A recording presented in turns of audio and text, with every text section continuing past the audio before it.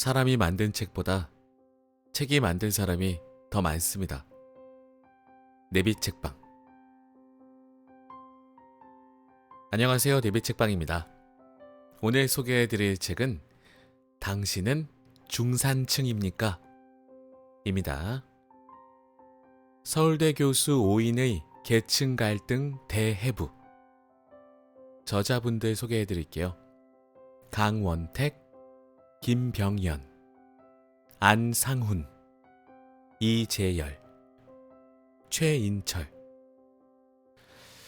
아마 소개해드린 분들 중에 제가 책으로 소개해드린 분들도 좀 계시는 것 같습니다. 굉장히 유명한 분들이 또 이 책의 제작에 집필에 참여해 주셨고요. 출판사 21세기 북스. 흔들리는 중산층 양극화 해법은 적극적인 정치 참여에 희망이 있다. 정치라고 하면 요새 젊은 분들은 다소 관심이 없는 분들도 계시고 하나의 가십거리 정도로만 생각하시는 분들도 더러 계시는 것 같습니다. 이 양극화의 해법이 정치 참여에 희망이 있다고 이 저자분들께서 말씀하고 계시네요. 보통 중산층이라고 하면 좀 안정적인 그런 느낌이 드는 단어가 아닌가 싶은데요. 이 책이 공교롭게도 2014년도에 출판이 된 것으로 알고 있습니다. 다시 한번 제가 정확하게 확인을 좀 해보겠습니다. 맞네요. 2014년 10월 13일 날 출간이 된 것 같습니다. 딱 1년 전이죠. 지금 이제 10월이니까 이 방송이 나가는 네, 시간이 지금 10월입니다.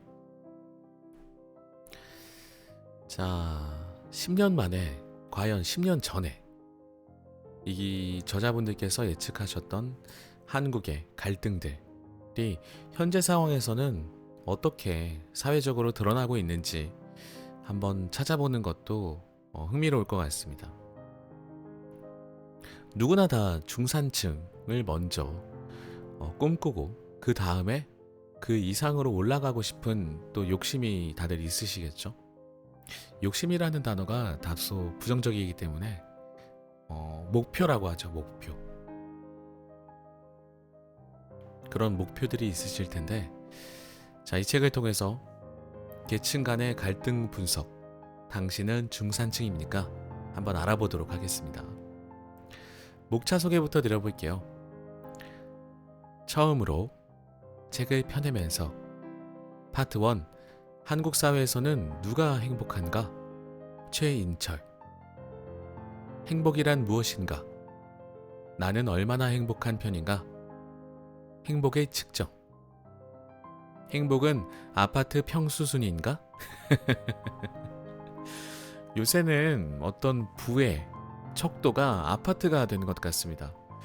아파트의 브랜드 네임, 입지, 그리고 평수, 이런 것들로 부의 척도를 나누는 것 같아요. 이런 것들로 그 친구들 간에, 초등학교, 중학교, 고등학교에서도 친구들 간에 이런 것들로 또 나눈다고 하더라고요. 슬픈 일이 아닌가 싶습니다. 행복에는 색깔이 없다. 정치적 신념과 행복의 문제. 자녀의 성적과 내 학벌 중에서 행복에 더 중요한 것은? 이것도 자녀를 가지신 분들이라면 조금 고민해 보셔야 되지 않을까 싶네요. 우리나라의 그 무한 갈등인 분위기가 사회에 만연하다 보니까 자녀분들도, 그러니까 어린 아이들도 어른들도 다들 너무 힘들지 않나 싶은데요. 성적과 나의 행복 중에 행복이 더 중요하지 않을까요? 행복을 꿈꾼다면 떠나라. 여가와 행복. 결론 및 재현. 파트 2. 사회계층과 정치적 갈등, 객관적 계층과 주관적 계층, 강원택. 서론, 객관적 계층과 주관적 계층. 하위 계층은 진보일까? 어느 계층의 정치적 불만이 제일 클까? 하위 계층은 어떤 정책을 선호할까? 정치적 관심은 계층별로 다를까? 계급 배반 투표? 아마 이것은 그 선거 투표를 말씀하시는 것 같습니다. 계급의 배반. 그 사회적 계층이 있다면 그 계급에서 배반적인 투표가 일어나는가 하는 제목인 것 같은데요. 자, 파트 3. 중산층이 사라진 서민 사회의 등장. 이재열. 성장의 역설, 민주화의 역설. 베이비붐 세대 중산층의 희망의 문화는 어디로 갔나? 누가 중산층인가? 중산층 의식의 실종과 성장의 사회적 한계, 희망 격차, 새로운 불평등, 인맥 자산의 중요성과 공정성 논란, 새로운 세대의 등장과 변화의 단초. 파트 4. 한국 경제 계층화, 비관과 낙관 사이. 김병연. 서론. 한국의 경제적 계층화 얼마나 심각한가? 경제적 계층화의 추이, 비관과 낙관 사이. 경제적 의사결정과 정책의 선호에 있어서 계층의 역할. 신뢰와 자본주의 이념에 있어서의 계층의 역할. 결론. 파트 5. 한국 복지 정치의 균열. 가치관에서 이해관계로. 안상훈. 복지국가로의 전환 그리고 복지정치. 성장이냐 복지냐 그것이 문제로다. 이건희 손자에게도 공짜 복지를 줘야 한다고?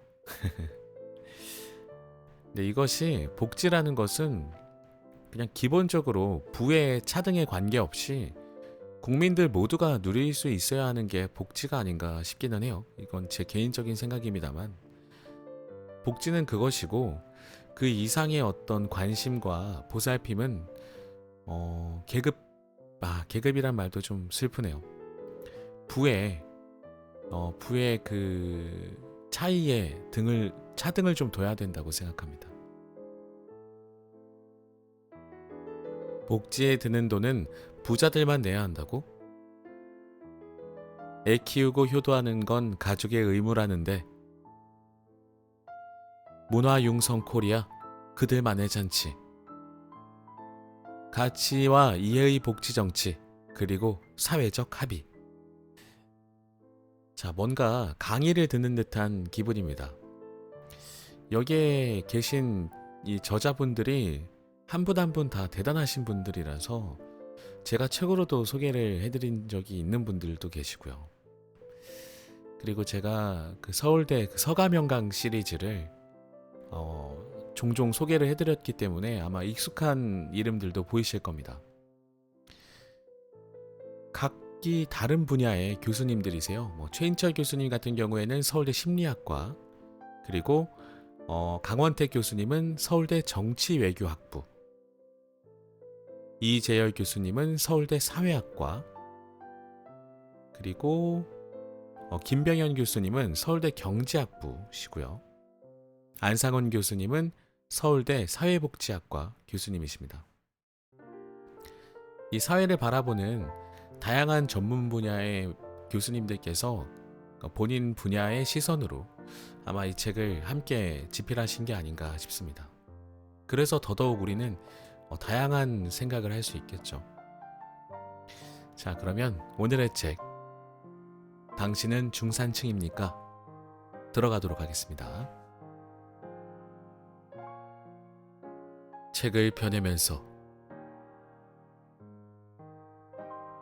우리 사회는 얼마나 행복할까? 남들이 놀라고 부러워할 정도로 빠른 시간 내에 산업화를 달성하여 물질적 풍요를 누리게 되었고, 권위주의 체제로부터 안정적인 민주주의 사회로의 전환도 성공적으로 이루어냈다. 그러나 우리 사회는 현재의 삶에 대한 불안, 미래에 대한 불만, 그리고 제도에 대한 불신 등 중층적인 어려움을 겪고 있다. OECD 국가 중 삶의 만족도는 가장 낮고 자살률은 높아지고 있으며 정치에 대한 냉소와 불신도 매우 큰 편이다. 이러한 불안과 불만 속에서 사회적인 갈등도 매우 심각해지고 있다. 이러한 사회적 갈등의 기저에 계층 격차라는 새로운 균열이 부상하고 있다는데 우리는 주목했다. 과거 우리 사회에서 부각된 갈등이 지역주의나 이념, 세대를 중심으로 이루어져 왔다면 이제 한국 사회에서도 점차 계층 간 격차로 인한 갈등이 부각되고 있다. 특히 2012년 대통령 선거에서는 복지, 중산층 확대, 일자리, 양극화 해소, 경제 민주화 등이 주요 이슈가 되었고, 그 이전인 2010년 지방선거에서는 반값 대학 등록금이나 무상급식이 유권자의 관심을 끌었다. 이는 이제 계층 문제가 한국 사회에서 중요한 문제로 주목받게 되었음을 잘 보여주고 있다. 사실 1960년대에 시작된 고속 성장 이후 경험해보지 못한 사회적 불안과 계층 격차의 심화라는 새로운 사회 문제는 1997년 외환 위기 이후 본격화되었다고 볼 수 있다. 사회적으로도 그 이전까지는 신분 상승의 기대감과 희망이 존재했고, 그런 긍정적 기대감이 우리 사회의 대다수를 스스로 중산층이라고 생각하게 했다. 그러나 외환 위기를 계기로 하루아침에 빈곤층으로 추락하게 된 이들이 적지 않게 생겨났고, 한 번 실패한 이들은 좀처럼 예전의 상태로 회복하기 어렵게 되었다. 이와 같이 패자 부활전이 쉽지 않은 사회 구조는 계층적 양극화를 만들었다. 더욱이 우리 사회에서 실업, 빈곤, 질병, 은퇴 등과 같은 경제적 위험과 사회적 불안감이 각 개인에게 귀속되면서 이에 대처할 수 있는 능력을 가진 계층과 이러한 위험에 취약한 계층 간 격차는 더욱 심각한 문제가 되었고, 이는 또다시 계층 갈등으로 이어지고 있다. 이와 함께 주목해야 할 점은 이러한 갈등이 구조화되어 계층의 고착화를 유도한다는 것이다. 계층의 고착화는 사회적 유동성을 낮추고 빈곤의 대물림을 통해 그 다음 세대의 계층 형성에 매우 커다란 영향을 미칠 수밖에 없다. 이미 이러한 현상이 우리 사회에서 나타나고 있으며, 이로 인해 사회적 활력이 감소하고 갈등이 더욱 격화될 조짐마저 보인다. 문제는 이러한 심각성에도 불구하고 이를 해결할 수 있는 적절한 방안을 마련하기가 쉽지 않다는 것이다. 한국 경제의 낮은 성장, 고용 없는 성장, 복지와 재정의 균형, 재정 부담 등의 문제로 인해 단기적이고 획기적인 경제적 해결책을 찾기가 쉽지 않은 상황이다. 더욱 이와 같은 중대한 사안이 기존의 제도권 정치에서 제대로 반영되고 대표되지 못하고 있다. 주요 정당들은 여전히 지역이나 이념 등에 의존할 뿐 일상생활과 관련된 주요 의제를 효과적으로 대표하고 있지 못하다. 계층 균열과 양극적 구조화는 경제적, 사회적 제약에 의한 것이기도 하지만, 이처럼 기존 정치권의 계층 대표성 부재로 인해 더욱 심화되고 있는 것이다. 하지만 계층 갈등으로 인해 발생하는 문제들이 제도권 내에 반영되지 못하고 이를 해소할 수 있는 정책적 방안이 정치적으로 모색되지 못한다면 이는 기존 정당에 대한 혐오, 정치적 무관심을 넘어 사회적인 불안정으로 이어질 수도 있다. 바로 이러한 문제의식하에 우리는 사회적 양극화와 불안정한 노동시장, 그리고 경제사회적 불안감의 증대로 인한 계층 갈등의 원인을 분석하고 해결을 위한 단서를 찾고자 했다.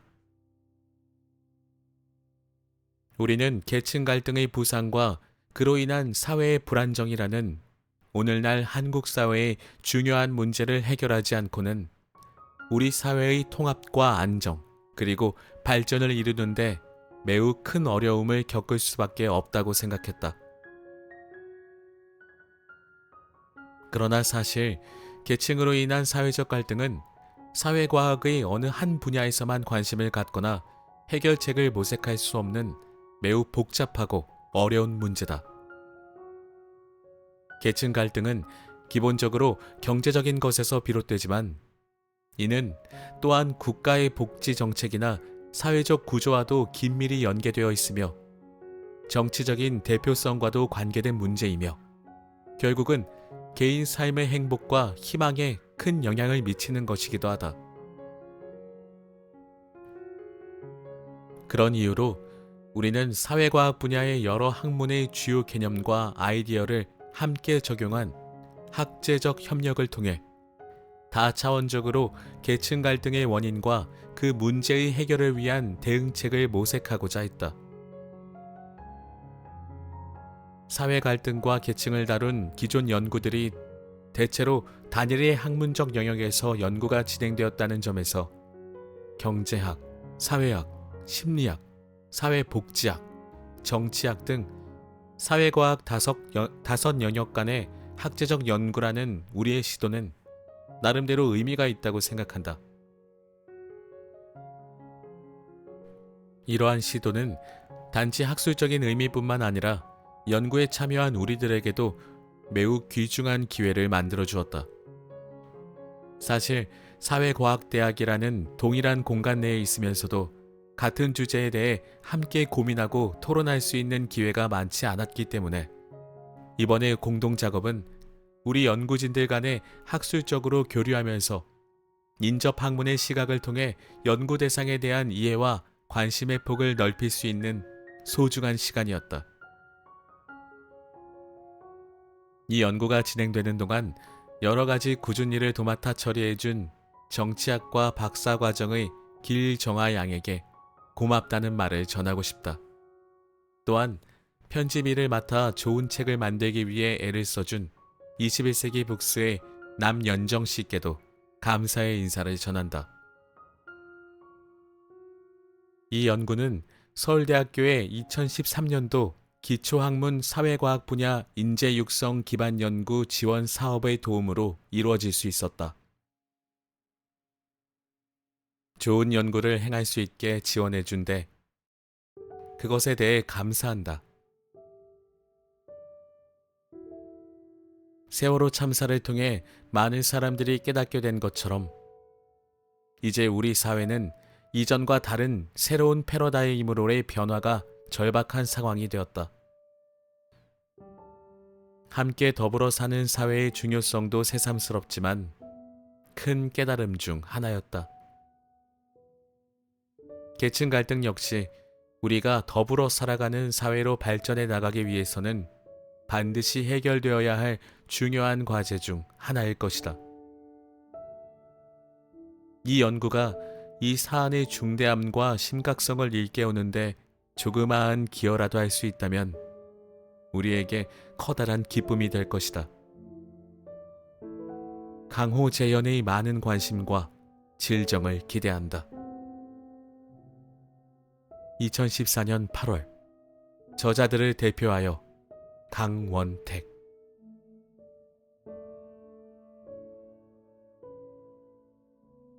본문으로 들어가 보도록 하겠습니다. 파트 1. 한국 사회에서는 누가 행복한가? 최인철, 서울대 심리학과.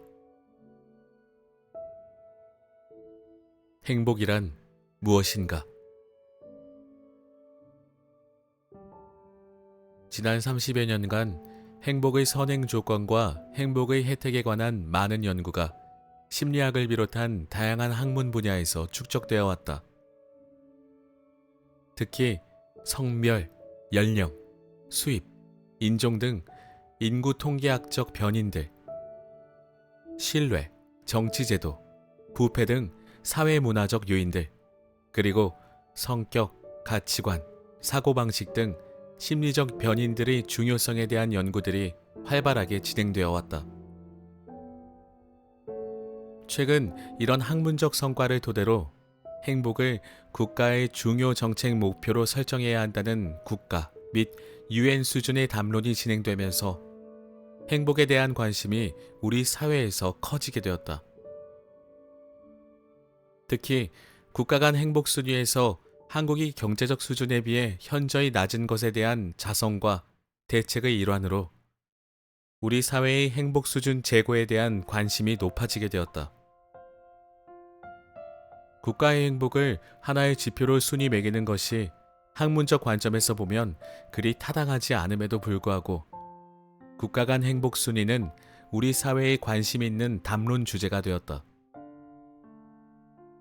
따라서 이 시점에서 한국인의 행복 수준을 하나의 지표가 아닌 여러 지표를 통해 객관적으로 파악해보고 한국 사회에서 행복을 결정하는 요인들이 무엇인지, 다시 말해 한국에서는 어떤 사람이 행복한지를 파악해보는 것은 시의적절하다고 할 수 있다.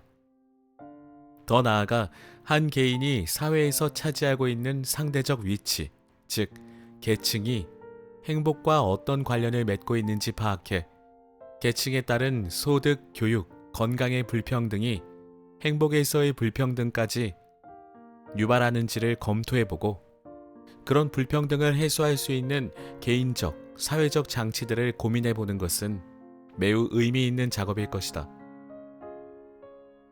이에 본 글에서는 다음과 같은 5가지 질문을 던지고 그에 대한 해답을 찾아봄으로써 한국 사회에서 행복을 제고할 수 있는 개인적, 사회적 방안들을 찾아보고자 한다. 1. 나는 얼마나 행복한 편인가? 행복의 측정. 2. 한국 사회의 행복은 아파트 평 수준인가? 부와 행복. 3. 행복은 진보의 문제인가, 보수의 문제인가? 정치적 신념과 행복. 4. 행복은 자녀의 성적 순위인가? 아니면 자신의 학벌 순위인가? 성적과 행복. 5. 영화를 볼까? 여행을 갈까? 여가와 행복. 앞의 질문들에 대한 답을 찾기 위해서는 먼저 행복에 대한 측정 가능한 정의가 필요하다. 대부분의 추상적 개념이 그렇듯이 행복도 정의 내리기가 쉽지 않다. 누구나 행복을 이야기하고 있지만 실제로는 각자 다른 행복을 염두에 두고 있을 가능성이 높다. 혹자는 행복을 조건으로 정의 내린다. 행복이란 경제적으로 풍요롭고 신체적으로 건강하며 가족관계가 화목한 것이라고 정의하는 것이 한 예이다. 반면 어떤 이는 행복을 주관적 경험으로 정의 내린다. 경제적 부나 신체적 건강은 행복을 가져다 줄 수 있는 조건이지 행복 자체는 아니라고 보는 견해다. 이 견해에서 행복이란 자신의 삶에 대한 혹은 살아가는 과정에서 경험하는 어떤 주관적 경험을 의미한다. 저 같은 경우에는 행복은 주관적 경험인 것 같습니다. 어떤 부자의 이야기를 들어봤을 때 돈은 많지만 친구가 없다. 이런 얘기를 들은 적이 있거든요. 그래서 좀 심심하고 외롭다. 라는. 그러면 조건이 아니라 경험이지 않을까요? 물론 그것이 다 개개인마다 다를 것이기 때문에 더더욱 주관적 경험으로 정의를 내리는 게 맞지 않을까요?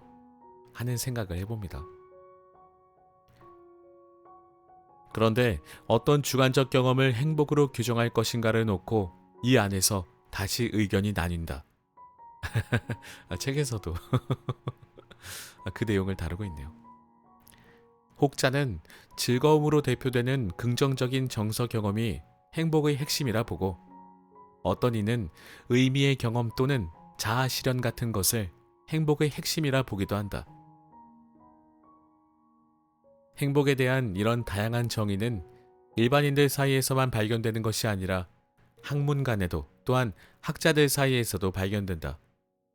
예를 들어 경제학이나 사회학은 조건을, 심리학은 반대로 주관적 경험을 행복의 본질이라고 보는 경향이 있다.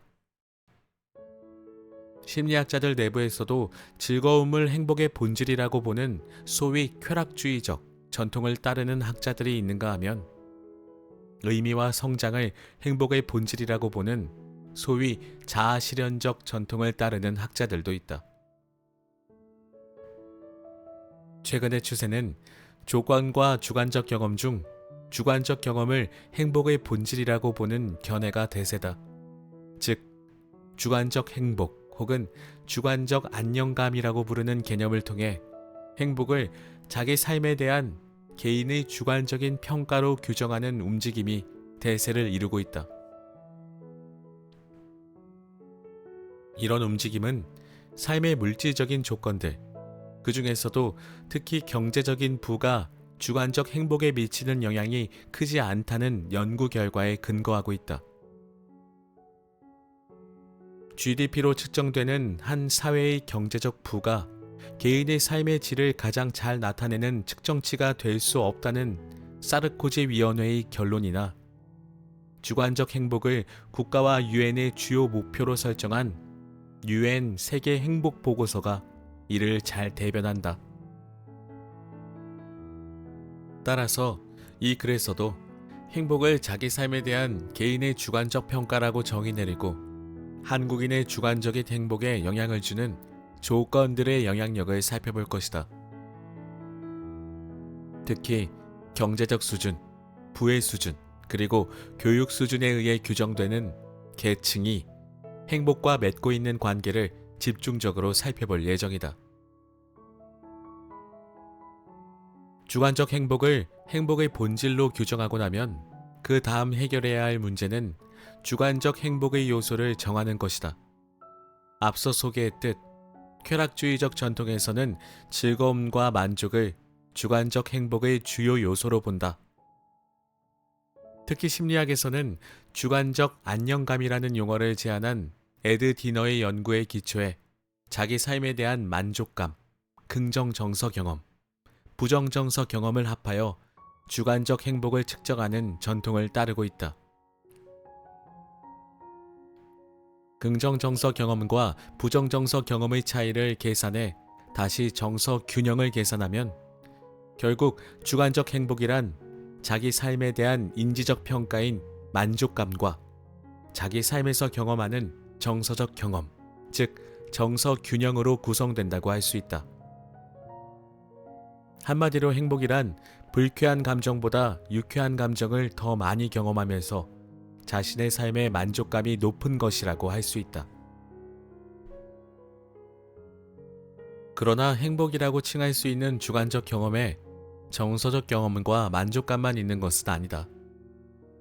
자아실현적 접근에서는 의미의 경험, 목적이 이끄는 삶의 추구, 개인적 성장 등과 같이 반드시 긍정적인 정서가 수반되지 않을 수도 있는 주관적 경험들이 진정한 행복의 요소라고 주장한다. 즐겁기만 하고 의미 없는 인생을 사는 것은 행복이 아니라는 견해다. 이 두 접근이 나름대로 근거가 있을 뿐 아니라 즐거움과 의미가 완전히 독립적인 실체가 아니라 상호 관련성이 높다는 연구들에 기초해 최근에는 즐거움과 만족을 중시하는 접근과 의미와 성장을 중시하는 접근을 모두 통합하여 행복을 정의하고 측정하는 것을 권장하고 있다. 특히 OECD에서 제안한 주관적 행복 측정에 관한 가이드라인을 따르면 주관적 행복을 측정하기 위해서는 만족감, 정서 경험, 그리고 의미 경험을 반드시 동시에 측정하게 되어 있다. UN 세계 행복 보고서에서도 동일한 제안을 하고 있는데 최근 영국이 이 제안을 적극 수용하여 자국인의 주관적 행복을 측정하는 절차에 만족감, 정서 경험, 그리고 의미 경험을 포함하고 있다. 이 글에서도 이런 추세를 반영하여 주관적 행복을 논할 때 삶의 만족, 긍정 정서와 부정 정서의 균형, 그리고 의미 경험을 주요한 요소로 삼을 것이다. 주관적 행복의 요소를 단일 요소가 아닌 만족감, 정서 경험, 의미 경험의 세 요소로 설정하게 되면 국가 간 행복 순위를 하나의 지표로만 계산하는 것의 위험성을 쉽게 알아차릴 수 있다. 어떤 나라가 만족감으로 잰 순위에서는 높더라도 정서 경험으로 잰 행복 순위에서는 낮을 수도 있기 때문이다. 우리나라가 여기에 해당한다. 2005에서 2006년에 갤럽이 조사한 150여 개국 행복도를 보게 되면 우리나라는 삶의 만족감으로 매긴 순위보다 정서적 경험으로 매긴 순위가 훨씬 낮게 나온다. 각자의 삶 전반에 대해서는 어느 정도 만족하지만 일상에서는 늘 걱정이 많고 화가 나 있는 한국인의 모습을 보여주는 결과다. 따라서 이 글을 읽는 독자들은 국가 간 행복 순위가 발표될 때는 어떤 측정치를 사용했는지를 먼저 살펴보아야 할 것이고 하나의 측정치의 근거에 발표되는 순위에 일희일비하지 않는 지혜를 가질 필요가 있다. 자, 이렇게 행복을 정의하였으니 이제 우리 자신의 행복 수준을 측정해보고 자신의 행복 수준이 어느 정도인지 파악해보자.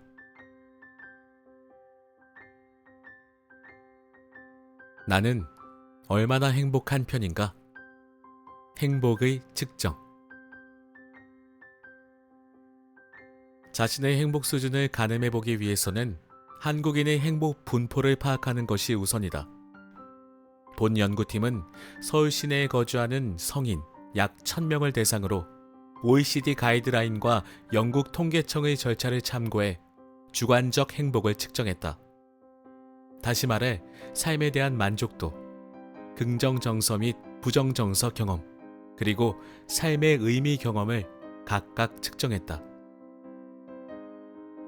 이 중에서 그동안 행복 연구와 국가 간 행복 조사에서 가장 보편적으로 사용되었던 삶의 만족감에 초점을 두고자 한다. 삶의 만족감은 일명 사다리 척도라고 불리는 켄트릴 레더 척도를 약간 변형해 측정했는데 응답자들에게 자기 삶에 대한 만족도를 0부터 10까지 중에서 점수로 표시하도록 했다. 한국 성인 1000여 명의 만족감 분포는 다음 그림 1-1과 같다. 그림에서는 제가 보고 있는데 이게 우리나라 건가? 우리나라는 중간이 좀 많네요. 0부터 10까지 해서 0은 전혀 만족하지 못한다. 그리고 10은 전적으로 만족한다. 인데 우리나라에서 가장 높은 비율을 차지하는 부분은 어디야? 25.2%. 5번. 네, 5점 정도 주는 것 같습니다. 0점에서 10점 사이에서 5점. 5점하고 6점하고 7점이 가장 많고요. 8점도 많아요. 근데 4점하고 9점도 좀 애매하게 있고요. 그렇습니다. 네, 계속 읽어보겠습니다. 한국인의 삶의 만족도 평균 값은 10점 만점에 6.07로 나타났다. 2013년 갤럽 조사에 근거해 발표된 유엔 세계 행복 보고서에서는 한국인의 만족감 평균을 6.25로 보고하고 있다. 따라서 이 책을 읽고 있는 당신이 7점 이상의 점수를 주었다면 한국 평균보다 높은 삶의 만족을 경험하고 있다고 할 수 있고, 6점을 주었다면 한국인의 평균 행복을 누리고 있다고 할 수 있다. 만일 스스로 부여한 점수가 5 이하라면 한국인 평균 행복보다 낮은 행복감을 경험하고 있는 것이다. 한국인의 만족감 분포를 자세히 들여다보면 10점 만점에 10점을 준 사람이 3.2%에 해당한다. 100명 중 약 3명만이 자기 삶에서 최상의 만족감을 누리고 있음을 뜻하는데, 2005년부터 2011년까지의 갤럽 조사 결과를 합한 유엔 세계 행복 보고서의 분포를 보면 세계적으로도 10점 만점은 3.3%밖에 되지 않는다. 따라서 독자들 중 자기 삶에 대한 만족감을 10으로 표시한 사람이 있다면 우리나라 기준에서뿐 아니라 세계 분포상에서도 상당히 희귀한 케이스에 해당한다. 그런데 여기서 한 가지 짚고 넘어갈 점은 0에서 10점의 정중앙에 해당하는 점수, 즉 5점 이상에 해당하는 비율이 84.4%에 달한다는 사실이다. 이는 우리나라의 행복 수준이 낮다고 걱정하고는 있지만, 어떻게 보면 국민 대부분이 자기 삶에서 중간 수준 이상의 행복을 경험하고 있음을 의미한다. 자, 이 분포표는 지금 언제적 거였죠? 2013년 갤럽 조사니까요. 지금 딱 10년 정도 지났잖아요. 이 시점에서 이 행복에 대한 만족감 분포표 조사가 또 있다면 지금은 어떻게 변했을지 좀 궁금합니다. 10년이면 강산이 변한다고 하잖아요. 우리의 마음은 어떻게 변했을까요? 우리의 삶은 어떻게 변했을까요? 우리가 느끼는 감정들은 또 어떻게 변했을까요? 그래도 2013년 당시에는 5점 이상, 그러니까 중간 이상에 해당하는 비율이 84.4%에 달했으니까 우리 모두 좀 괜찮지 않았나 싶어요. 근데 요새는 뉴스에서도 안 좋은 소식들도 많이 들리고 강력 사건들도 많이 일어나는 것 같고요. 과연 지금의 우리의 행복은 어디쯤에 있을까요?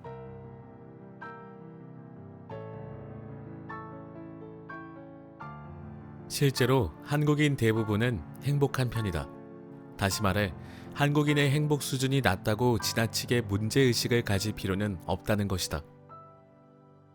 평균보다 높은 만족감을 보고한 사람들이 자신의 점수를 더 실감나게 해석할 수 있는 방법은 최근 국제조사에서 항상 만족감 1위를 달리고 있는 나라, 즉 덴마크 국민의 평균과 비교해보는 것이다.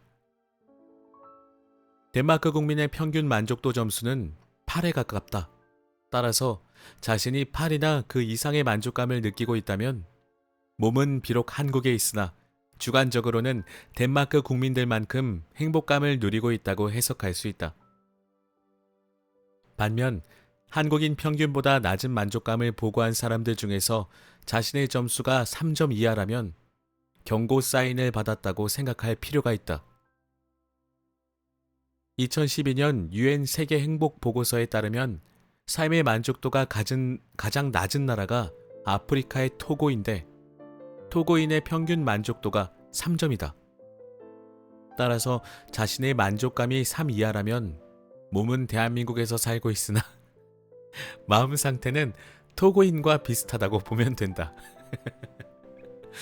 아니, 웃을 일은 아닌데 이렇게 표현하시는 그 작가님이 너무 재밌어서 몸은 대한민국에 있지만 마음은 다른 나라 사람이다. 이 표현법이 좀 재밌다고 생각이 들어서, 실제로 본인의 삶의 만족도가 낮으신 분들은 너무 힘든 상황이시겠죠. 참고로 영국 통계청이 측정한 영국인의 평균 만족도는 2011년에서 2012년에 7.4, 2012년에서 2013년에 7.5로 우리나라보다 1점 이상 높은 것으로 나타났다. 그렇다면 의미의 경험은 어떤가? 자기 삶이 무의미하다고 느껴지는 상태가 불행한 상태다. 인생의 의미를 얼마나 경험하는지를 여러 국가를 대상으로 측정한 조사는 드문 편이다. 주로 행복에 대한 쾌락주의적 전통이 강했기 때문에 행복에 관한 많은 조사에서 의미 측정이 누락된 탓이다. 다행히 최근 관점의 변화를 반영해 영국 통계청이 자국인의 의미 경험을 측정하여 시작했기 때문에 이 글에서는 한국인의 의미 경험과 영국인의 의미 경험을 참고 삼아 비교해 볼 수 있다. 이번 조사에서 밝혀진 한국인의 의미 경험 정도는 10점 만점에 6.6으로 나타났다. 만족감보다는 약간 높게 나타났는데, 참고로 영국인의 의미 경험은 2011년에서 2012년 조사와 2012년에서 2013년 조사 모두 7.7로 나타났다. 의미 경험에 있어서도 우리나라 평균이 영국보다 1점 정도 낮음을 알 수 있다. 요약하면 자신의 삶에 대한 전반적인 만족도, 자기 삶의 의미에 대한 측정 모두에서 한국인의 평균은 6점대로 나타났기 때문에 독자들 스스로 자신의 만족감과 의미 경험을 이 평균들과 비교해보면 자신의 행복 수준이 어느 정도인지 가늠해 볼 수 있을 것이다. 정서적 경험을 측정하기 위해 어제 하루를 떠올리며 얼마나 즐거웠는지, 얼마나 웃었는지, 얼마나 걱정이 많았는지, 얼마나 슬펐는지, 얼마나 우울했는지, 얼마나 화가 났는지를 0에서 10 사이에서 점수를 매기도록 했다.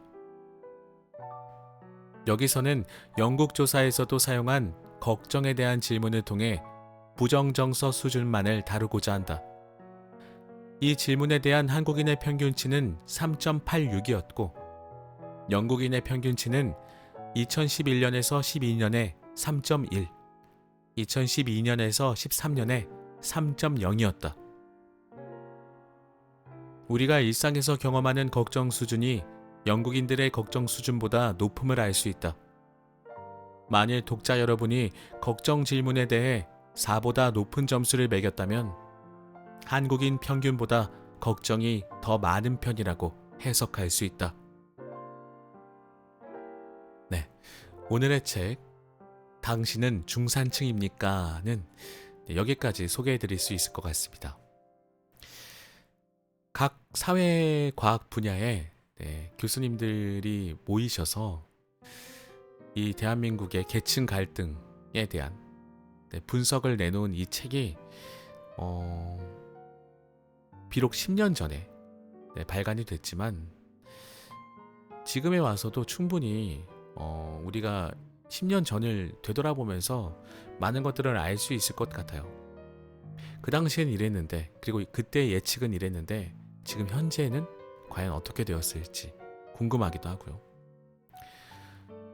중산층이라는 단어가 요새는 많이 안 쓰이는 것 같기도 합니다. 예전에는 중산층이라는 계층이 분명히 존재했던 것으로 기억을 하고, 그리고 언론에서도 많이 다뤘었죠. 중산층. 뭐 중산층이 늘어나고 있다라든지.